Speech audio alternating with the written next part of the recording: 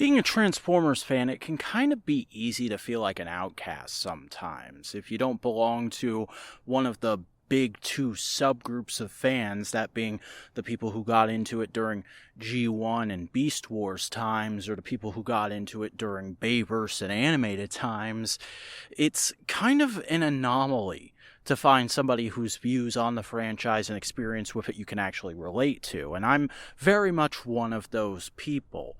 Don't get me wrong, I still like and respect most other parts of the brand, and I love a lot of the other creators out in this space. I've made some great friends here, but it's hard for me to find people who really appreciate the Unicron trilogy of Armada, Energon, and Cybertron, which is when I got into Transformers, and it's where a lot of my nostalgic memories for the brand lie.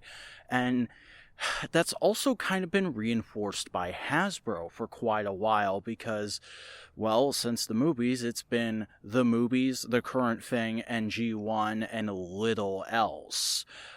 We recently got a bit of a resurgence of Beast Wars, but it wasn't really until just this last couple years when Generations rebranded as Legacy, or as true fans will call it, Classics 80.6 and 5/5 Dream Drop Distance Revenge of Kronos over 12 Nights, that we got some tastes of all kinds of parts of the brand in the collector line, including Armada. And that really kicked off late last year with Voyager Starscream from year one, but he's not the only one. We've now got Deluxe Class Hotshot from the second year, which is being subtitled Evolution.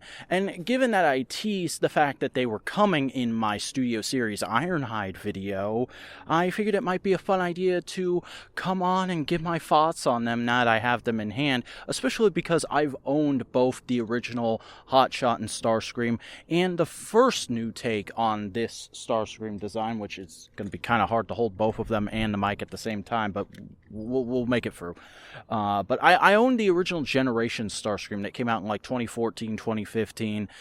Don't own any of those toys anymore, but that experience really does inform my opinions on these toys, and how I kind of tend to prefer one over the other. But let's not spoil the whole video right up front. Let's go ahead and start off just by talking about Starscream's robot mode. First, though, I gotta be able to handle these things, man. Let's do that. Let's see how that works. Let's see if that sounds any good. So what we have here is pretty much a very well done update of the original character model, just beefed out in a few places to make it all feel a little more cohesive. The only real downside is that there's not a huge improvement in articulation over the Generations Deluxe, because a lot of the universal arm movement and bicep swivels and whatnot were already there with that figure. The only new things I can find are the ankle tilts and a waist joint that always makes his cockpit awkwardly come untapped, so I don't even know why they put it in. But he can put that posability to use pretty well with two swords, one of which is meant to represent his original wing sword without actually having the wings transform anymore or having store-away clear ones, which I honestly think is the best version of that weapon so far. I know there are some people who are like, the whole cool factor is that it's literally his wing transforming, but the original toy, it looked like a broken, twisted piece of metal rather than a cool sword, and the Generations one, well, mine never shattered, but I was constantly worried about them shattering. Besides, have you really lost sight of this cool thing called imagination? You can just fold away the wing and there you go. It's a real wing sword now. Fantastic. Also, the Starsabers here, and it looks really nice, actually. I like how they went for the cartoon look of it just straight up being a lightsaber.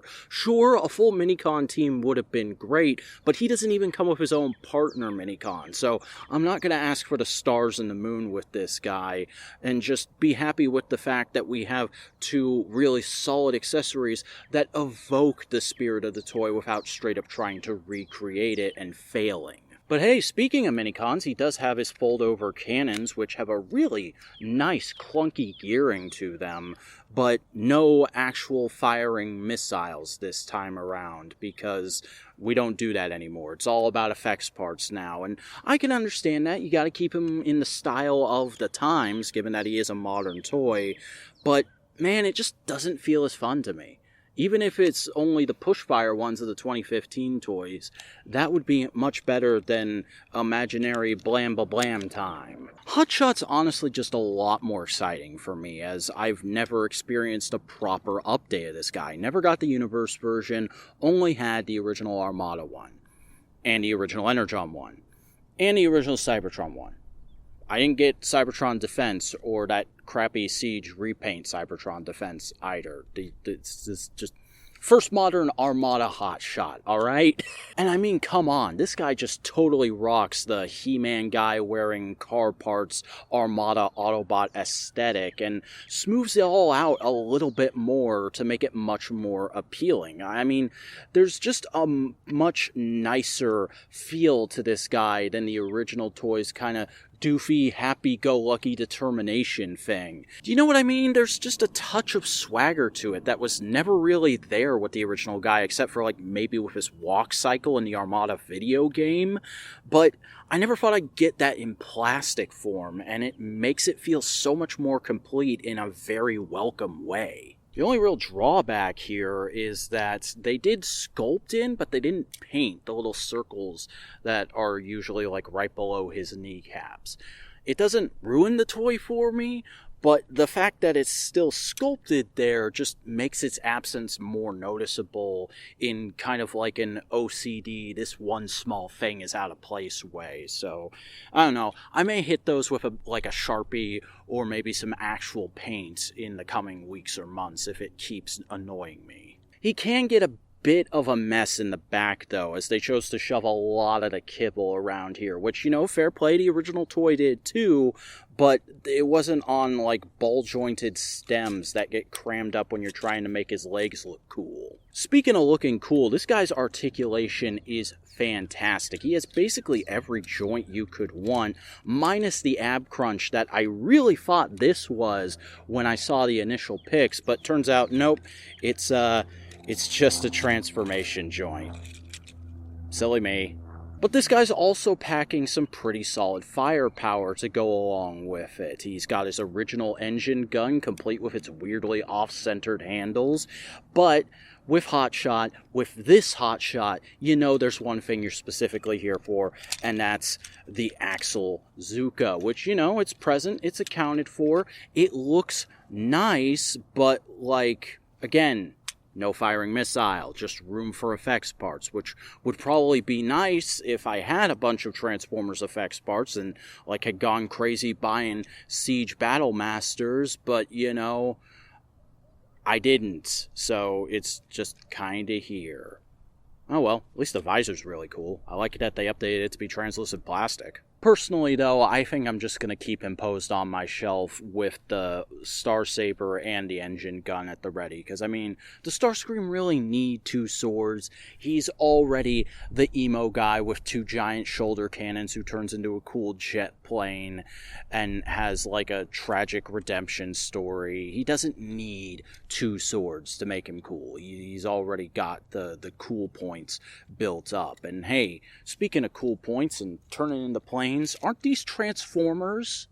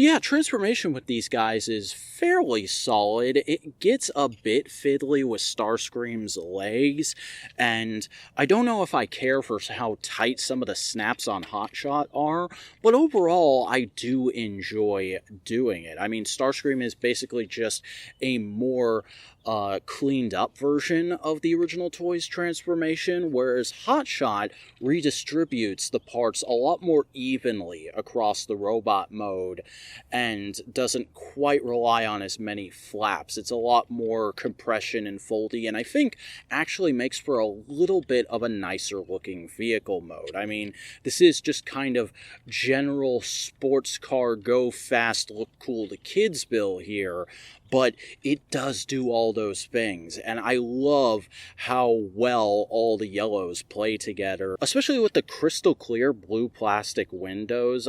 We talked a lot in my last Transformers toy review about why I don't think clear plastic is a problem and can honestly be to more of a benefit to figures sometimes, and this is definitely one of those times. It's just dark enough that you can't really see the inner workings, but it's clear enough that when the light hits it, it just shines and looks so vivid and gorgeous. A lot like the rest of the vehicle mode. It's a pretty similar affair with Starscream, honestly, as well. This is a similarly cool and generic looking fighter jet that would make no sense in the real world aerodynamically, but whatever, it's neat. There's a few, minor problems with it, given that, A, the weapon storage doesn't really incorporate into the vehicle mode at all, and B, there's just no landing gear, at all, which is really weird because the Generations toy had that, and this toy is at a higher price point and is a few years on into the future, so, what's up with that? I mean, what am I supposed to do? Just put him on a flight stand anytime I want to have him in vehicle mode? What if I want to just have him landed there on my desk next to me? He's gonna floop, he's gonna droop, he's not gonna look all that great. Speaking of wheels, Hotshots feel a little undercooked in my opinion. There's just too much friction going on in these mushroom pegs to have them roll all that well, and there's zero paint on them, which isn't a necessity for me, unlike it is with some collectors, but it just kind of drags the mode down a little bit. Oh well, at least you can still get Starscream's boosters out in this mode for some air attack fun, and I guess Hotshot could deploy his saw blades. Oh wait, that's right. He doesn't have the saw blades on this figure, because a lot of Minicon functionality from the original toys is stripped out for these ones, and yeah, here it comes. Y'all have been waiting for it all video. These guys do not have their partnered Minicons. No swindle, no jolts, and honestly, that does really irk me, because to me, the Minicons are just as big a part of Armada and Transformers as a whole as these characters, and they really should have come with them in some form. I mean, Hotshot's even got a Minicon peg right here ready to receive the original Jolt, and Starscream... Actually, Starscream doesn't have any friggin' Minicon ports now that I'm looking at him. There's just one on the Starsaber, which I guess is especially weird, but I don't know, man. They're solid figures on their own, but I really do wish they had their little friends, and I'm really hoping that Hasbro will eventually give us them as core class releases. I mean, let's be real. Core class has been a bit of an odd duck, going from weird pocket scale versions of the main cast that are kinda cool on their own to characters that actually make sense at that scale. So if they just made Legacy Year Freeze core classes nothing but a Minicon jamboree, I think that could be really fun and would help fill a lot of gaps in people's collections and would just make sense. Plus, it would probably also mean that the Minicons are at least slight improvements over their original toys, like these guys, and unlike the Micromasters from Siege. I'm serious about that, by the way, Hasbro. If you give me new Minicons and they're just the original toys with slightly better sculpting, I'ma be upset. I'll still buy them, because I'll need them for these guys, but I'll be upset. Overall, though, I do really like these two. They fill a nice hole in my Unicron trilogy loving heart, and alongside the Velocitron Override and Titan-class Metroplex that are Cybertron homages, and hopefully eventually something from Energon, I finally feel noticed and validated as a Transformers fan, which is kinda nice. I guess this is how G1 and Beast Wars people have been feeling for a long time, and how animated people are about to be feeling. So, this is cool, this is great, I'm ready for whatever comes next, as long as this... Oh Lord. Oh Lord! Oh Lord! They coming. And I think I did too. Until next time, this is the Vacuuminator saying, you never fail until you stop trying, so never stop trying to get toys of your favorite versions of your favorite characters made. Bye!